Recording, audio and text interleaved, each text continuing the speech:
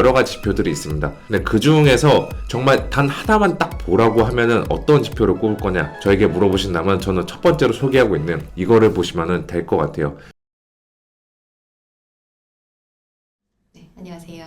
네, 안녕하세요. 네, 오늘은 연구원님께서 쓰신 책에 대해서 제가 좀 질문하면서 인터뷰한 시간 가져보겠습니다. 벤저민 그레이엄은 주식시장을 단기적으로는 투표기계이지만 장기적으로는 저울이다라고 말했다. 투표기계 관점에서는 다른 사람들이 어디에 투표할 것인지, 저울의 관점에서는 무게중심이 어디에 쏠려 있는지를 파악하는 일이 중요함을 시사한다. 이런 관점에서 우리가 주식시장에서 어느 위치에 있는지 알게 된다면 수익을 낼 수 있는 가능성을 높일 수 있다.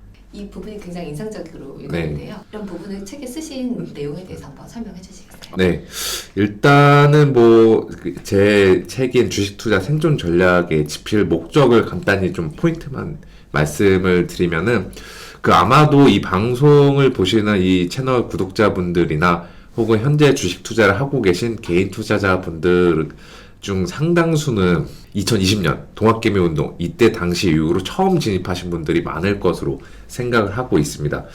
그런데 이제 그분들 같은 경우는 한 1년에서 1년 반 정도 2020년부터 2021년 초까지 어느 정도 수익을 좀 내셨겠지만 그 이후에 저희가 경험해봤다시피 작년 2022년 한 해 코스피가 거의 20% 넘게 빠지고 거의 극심한 약세장에 진입을 했었습니다. 그래서 그런 약세장을 겪는 과정에서 좀 많은 아픔들과 또 투자 공부 좀 더 할 걸, 이때라도 좀 미리 팔 걸, 사전에 위기 신호가 분명히 있었을 것 같은데 그 신호를 좀 미리 포착을 하고서 대응을 할 걸, 이러한 생각들을 초보 투자자분들께서 많이 하셨을 것 같아요. 저는 그런 분들이 앞으로 주식 투자할 때 있어서 좀 더 이제 도움이 될 만한 좀 내용들을 담은 게 바로 이 책으로 보시면 될 것 같고요. 단기적으로는 투표기계지만 장기적으로는 저울이다. 가장 체험 잘할 수 있는 사례가 등장했죠.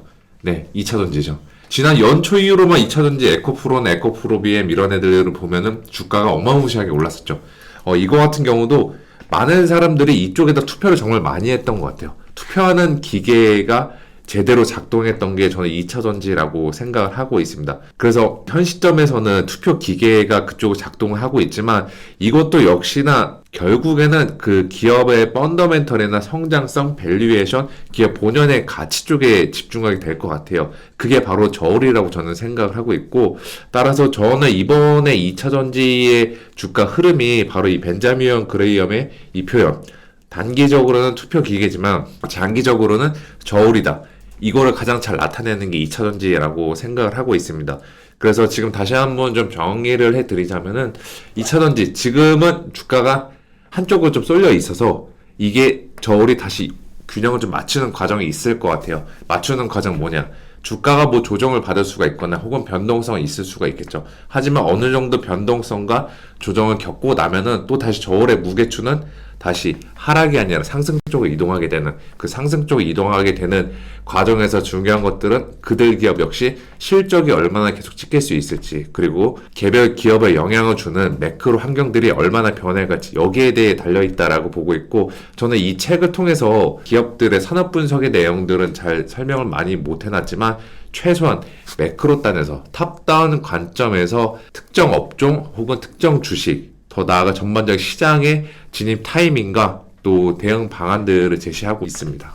주가가 변화무쌍한 흐름을 보이더라도 주식시장에서 몇 가지 투자 기술만 제대로 습득할 수 있다면 남들보다 기술적으로 투자 우위에 있을 확률을 높여줄 수 있다. 네. 네, 이런 말씀들을 적어주셨어요. 이제 투자 시에 참고하면 너무나 좋을 그런 여러 가지 지표들을 말씀해 주셨어요. 조금 요약해서 말씀해 주신다면. 네, 제가 이 책의 3장에서 여러 가지 지표들을 많이 실어놨는데, 말씀하신 대로 수출, 인플레이션, 미국의 고용, ISM 제조업 PMI 여러 가지 지표들이 있습니다. 근데 그 중에서 정말 단 하나만 딱 보라고 하면은 어떤 지표를 꼽을 거냐 저에게 물어보신다면 저는 첫 번째로 소개하고 있는 한국의 수출 지표, 이거를 보시면 될 것 같아요. 지금 저희 우리나라 수출을 보면은 최근에 코스피가 그래도 바닥을 다지면서 연초 이후에 꾸역꾸역 올라오는 거, 코스닥만큼은 아니지만 코스피 같은 경우도 연초 이후로 거의 8% 정도 상승을 했거든요. 상승하고 있는 어느 정도의 배경들을 이해를 할 수가 있습니다. 수출 지표를 제가 강조하는 이유는 크게 한 두 가지 정도로 압축해 볼 수가 있을 것 같아요.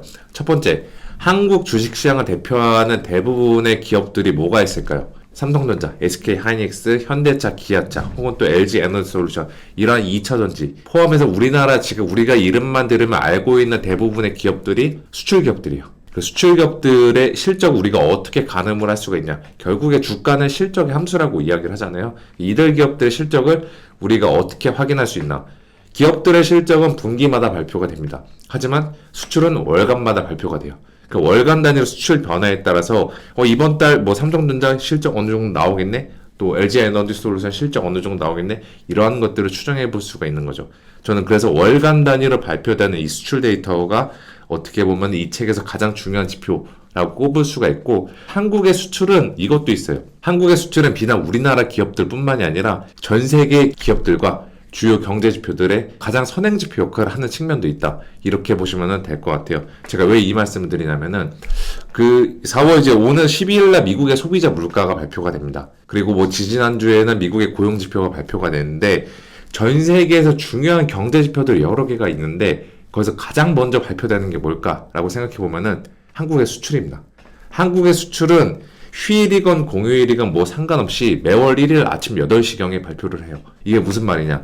매월 1일 발표된 한국의 수출 데이터는 비단 국내 주식을 투자하는 우리 일반 투자자들 뿐만이 아니라 전 세계 모든 투자자들, 뭐 글로벌 기관들도 있을 거고 국제 기금도 있을 거고 여러 기관 투자자들 있을 거고 모든 투자자들이 주시하는 지표예요. 그 한국의 수출이 왜 전 세계 모든 투자자들이 주목한 지표냐면은 한국 수출이 중국 수입에서 차지하는 비중이 2020년도 기준으로 25% 정도 되고 미국에 대한 수출 비중이 대략 15% 정도 됩니다. 이거를 반대로 생각하면은 한국의 수출이 얼마나 잘 나오느냐 못 나오느냐에 따라서 미국과 중국의 수요의 향방을 우리가 미리 좀 알 수가 있어요. 이런 측면도 있고 또 이 책에서 보시면 알겠지만 글로벌 주요 기업들의 주당 순이익 전망치, 그냥 쉽게 말해서 글로벌 기업들의 이익 전망치, 실적 전망 같은 경우도 한국의 수출을 거의 잘 따라갑니다. 그만큼 한국 수출 지표는 삼성전자나 SK하이닉스, 현대차 이렇게 국내 기업들의 실적을 추정하는 것뿐만이 아니라 전 세계 기업들의 실적, 또 전 세계 경제들의 방향성 이러한 것들을 가늠하는 데 굉장히 유용한 도움을 주는 지표다. 이렇게 보시면 될 것 같습니다. 또 두 번째로 중요한 지표는 아무래도 인플레이션 지표 같아요. 저희가 이제 생각을 해보면은 이런 것들도 있었잖아요. 작년에 코스피가 그렇게 극심한 약세장, 작년에 2150선까지 9월달 말에 내려갔다 왔었고, 미국 나스닥도 그렇고 S&P 500도 그렇고 그야말로 나락에 나락을 갔던 게 2022년 주식시장이었는데, 그렇게 주식시장이 나락갔던 이후에 근본적인 배경을 살펴보면은 연준이라는 미국의 중앙은행의 통화정책이 역대급으로 강력하게 긴축을 해버렸던 겁니다. 그리고 그들이 왜 그렇게 긴축을 했을까라고 생각해보면은 물가, 인플레이션이 너무나 높았기 때문이에요. 그래서 저는 여기서 이 책을 통해서 우리도 예전에는 일반 투자하는 사람들은 그냥 한국 기업들의 실적이나 뭐 수출 이런 것까지는 봤는데 미국의 물가 잘 신경도 잘 안 썼었어요. 그런데 이번에 지난 1, 2년 사이의 경험들은 한국 코스피나 코스닥에 투자하는 사람들도 결국에는 미국의 주요 지표들 안 볼 수가 없겠구나 라는 경험들을 일깨워줬다라고 생각을 하고 있고, 그 과정 속에 그 가운데 좀 중요하게 우리가 계속해서 봐야 되는 지표는 바로 인플레이션의 지표에 있다. 저는 이 말씀을 드리고 싶습니다. 인플레이션, 아까도 다시 한번 강조드리지만 인플레이션이 지금 어떠한 방향으로 흘러가느냐에 따라서 그동안 경기 침체 우려나 또 주식시장의 약세장을 초래했던 연준의 통화정책 스탠스가 어떻게 바뀔 수 있는지를 저희가 어느 정도 예측을 해볼 수가 있다. 이렇게 보시면 될 것 같습니다. 그리고 또 이 자리를 빌어서 말씀을 드리는 게, 지금 미국의 인플레이션 오늘 발표되면 대략 5%대까지 나올 것 같아요. 작년 상반기에 9%대 찍었던 거 비교하면 많이 내려온 상태죠. 그리고 인플레이션은 앞으로도 이 책에서 보시면 알겠지만 계속해서 수요 측면에서랑 또 공급 측면에서 유발하는 인플레이션 압력이 내려갈 것으로 생각하고 있고, 이것들을 종합해 봤을 때 물가는 시간이 지날수록 연말로 갈수록 내려가는 게 맞아요. 그리고 이렇게 됐을 때 연준이라는 중앙은행은 그 거의 1년 반 정도 동안 금리 인상을 공격적으로 단행을 했는데, 이제는 금리 인상 사이클을 올해 상반기에 멈추고 올해 연말로 가면은 충분히 인하할 여지가 생기게 됩니다. 그리고 또 이러한 생각들을 해볼 수가 있는 게, 텔레그램이나 SNS 혹은 유튜브 곳곳에서 돌아다니는 내용들을 보면은 이런 자료가 있어요. 어떤 거냐? 연준이 과거에 금리를 인하했던 시기를 한번 살펴보면은 지난 30년 동안 인하했던 시기를 살펴보면은 금리 인하기에 다 같이 빠집니다. 그러니까 금리 인하기에는 주식시장도 같이 무너져요. 몰살당하는 측면이 있습니다. 이게 과거의 데이터가 보여주는 측면입니다. 그런데 저는 여기서 문제를 제기하고 싶은 건 이거예요. 만약에 이 생각이 들 수가 있겠죠. 올해 말에 금리를 인하한다고 하면은 과거 지난 3, 40년간의 패턴대로 금리 인하 시작하게 되면은 이번에도 또 주식시장 또 날아가는 거 아니야? 이 생각을 해볼 수가 있게 되죠. 근데 저는 여기서 반론을 제기하고 싶은 게 인플레이션의 레짐 자체가 과거랑 지금이랑 다르다. 그러니까 레짐이라고 표현하기가 조금 어려운 말일 수 있지만 인플레이션의 맥락 자체가 지금이랑 과거랑 다르다. 이 말씀 한번 드리고 싶어요. 그 과거 그 1980년대부터 2020년대까지는 미국의 인플레이션이 2%대 시대였어요. 그러니까 2%대 내외의 물가를 보였던 시대였고 이 당시 때 연준이 금리 인상을 하고 금리 인하를 했던 배경은 2%대 물가가 이어지는 국면에서 경기가 과열됐을 때 이거를 방지하고자 금리를 인상을 하고 또 경기가 침체 혹은 둔화됐을 때 불황에 빠졌을 때 금리를 인하를 했던 이 시대였습니다. 이러한 맥락이었어요. 그런데 저희가 작년에 연준이 그렇게 공격적인 금리 인상했던 배경을 생각해보면 뭐였을까요? 과연 경기가 너무 뜨겁고 과열돼가지고 연준이 금리를 인상했을까요? 그건 아니라는 거죠. 작년부터 물가가 너무 올라가는 바람에 고인플레이션 시대에 급격히 진입하는 바람에 연준은 인플레이션 대응을 위해서 금리를 인상을 했던 거고 이번에 만약에 인하를 하게 되면은 그 반대의 논리라는 거죠. 인플레이션이 내려간다. 인플레이션이 잡히고 있기 때문이다. 그렇기 때문에 금리를 인하하는 거고 이러한 인상과 인하의 배경은 지난 20, 30년 동안에 2% 물가 시대 때 있었던 인상 인하의 배경과는 다르다. 이거를 기억해 보시면은 올해 연말에 실제로 연준이 금리를 한다? 시장 안 빠질 가능성이 더 높습니다. 오히려 드디어 인플레이션 잡히고 우리를 그동안 괴롭혔던 연준의 통화정책도 결국에는 완화적으로 가겠구나. 이러한 기대감과 인식들이 확산이 되면서 오히려 연말로 갈수록 주식시장 올라갈 확률이 높다. 저는 이 말씀을 드릴게요. 주식시장은 1, 2차원의 숫자와 데이터를 가지고 투자자들이 3차원 세계에서 심리 게임을 벌이는 곳이기도 하다. 네, 이 말도 굉장히 인상적인데요. 네. 주식에서 사실 심리가 거의 다라고 해도 과언이 아니라는 그쵸. 생각이 듭니다. 예, 여러 가지 지표들이 있을 텐데 변동성 지수, 공포 탐욕 지수, 신용잔고 이런 것들이 대변해주고 있잖아요. 네. 이 부분에 대해서 설명 부탁드립니다. 네, 확실히 저희 같은 애널리스트나 이제 투자자분 대부분 다 그 기업들의 실적이나 지표들의 숫자 이런 것들을 보면서 투자를 많이 하겠지만 시장은 항상 이 숫자만 가지고 움직이는 시장은 아니죠. 그래서 제가 심리 게임을 굉장히 주식 투자하시는 분들도 투자자들의 심리를 좀 잘 파악하는 것이 중요하다. 저는 이 말씀을 드리고 싶은데 그래서 이 책을 통해서 뭐 한 여러 가지 그 신용과 관련된 지표들을 좀 넣어봤어요. 심리와 관련된 지표들. 그래서 저희가 언제든지 누구나 들어가서 확인할 수 있는 CNN의 Fear and Greed 인덱스 공포와 탐욕 지수라는 게 있습니다. 이거 같은 경우는 매일마다 데이터들이 업데이트 돼요.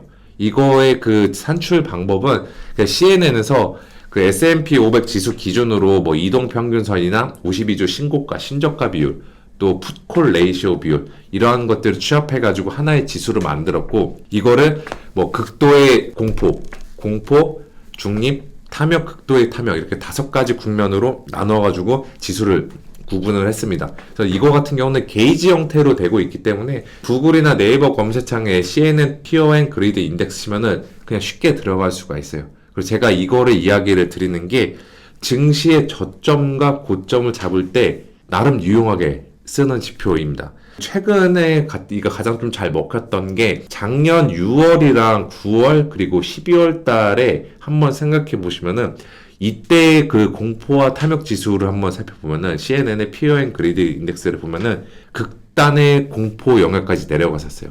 그 시장 참여자들이 모두가 다 너무 무서워가지고 다 주식을 팔거나 쫄아있는 이러한 상태를 6월과 9월과 12월 달에 지수가 그 방향을 가리켰습니다.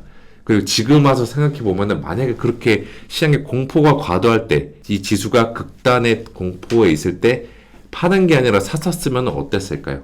오히려 손실보다는 더 큰 수익을 낼 확률이 높았죠. 이거는 과거부터 있었던 패턴으로 보시면 될 것 같아요.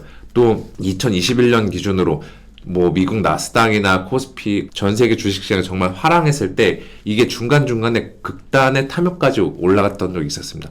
그때마다 비중을 줄여갔으면은 손실을 볼 확률을 더 줄일 수 있지 않았을까. 저는 이 말씀을 좀 드리고자 합니다. 그래서 이 지표 같은 경우 저는 매일매일 들어가서 확인을 하고 있거든요. 그래서 솔직히 말씀을 드리면 이게 5가지 국면에 있다라고 제가 말씀을 드렸는데 다시 한번 강조드리지만 극단의 공포, 중립, 탐욕, 극단의 탐욕 이 중에서 가운데 3개 있는 거 탐욕, 중립, 공포 이 3개 있을 때는 크게 신경 안 써도 되는데 이게 극단의 공포나 극단의 탐욕으로 갔을 때는 마켓 타이밍 한번 재볼 생각하시는 것도 굉장히 좀 도움이 많이 되지 않을까 저는 이렇게 생각하고 있어서 이 책에서 좀 그러한 내용들을 중심으로 좀 다뤄놨습니다.